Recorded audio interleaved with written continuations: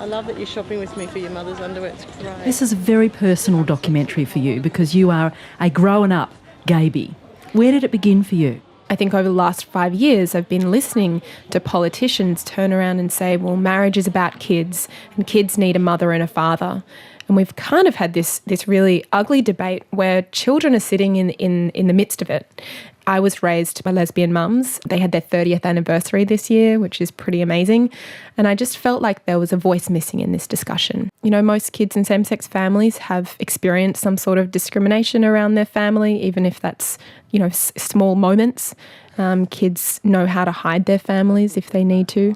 They also are very open-minded about how to express, you know, their sexuality or their gender, or they don't discriminate against other people themselves when you've grown up in a family like that. So yeah, it's been an absolute pleasure to go on that journey with all of the kids in the film. You know, Matt, this family in particular. Because in the film you actually sit down with a priest. Well, you're quite shy in that conversation, but I know you probably had a whole grab bag of questions to put to him. What would you have wanted to ask him in that exchange? Well, I really wanted to ask him what really made him think that my mum's being together was so bad. Just basically that, what makes them have to go to hell just because they love each other and they feel happy around each other. Yeah, Sandy, I wonder how you grapple with Matt's effort to grapple religion and what your religion says about same-sex marriage. You know, when I decided that Lou and I would be together, we both did, and we made that decision, the hardest thing was knowing that I would no longer be welcome in my church.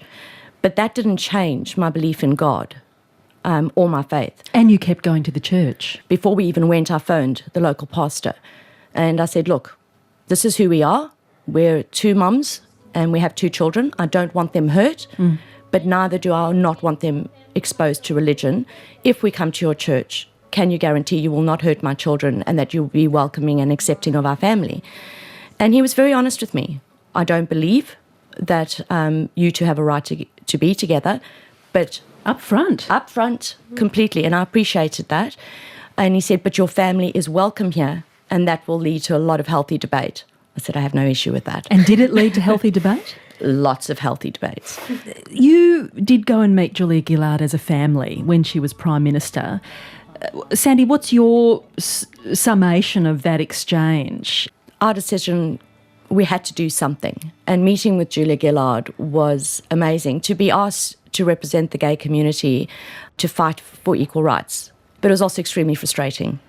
Very frustrating, I would imagine, for you, given that she held close her belief about same-sex marriage. Did it have consequences for you, Lou, as a kid from a country town? When Sandy and I came out and had the dinner with Julia Gillard, the Facebook messages I got from my hometown was like, how amazing, well done, I'm so glad that you stood up for, you know, what our rights are. And then a lot of people started coming out on Facebook and telling their families, and so they thought, you know, it's not so bad, it's not as bad as they thought it would be. And I think coming from a small country town, because it's so enclosed, yes, I was the talk of the town probably for a couple of weeks, and then something else happened and it was all forgotten about. Oh, it was really nerve-wracking to start because, well, she's the Prime Minister and all, but at the start I really wanted to, well, have a go at her for not legalising it, but then as soon as I got there I just got really nervous and was, just basically had a normal conversation with her. What would you have liked to have said to her in that moment? I would just like to tell her that she's being really silly with not legalising it, and I just really wanted to know why she wouldn't do it, because I couldn't think of an idea in my head of why you wouldn't legalise it. There's just nothing, no reason why.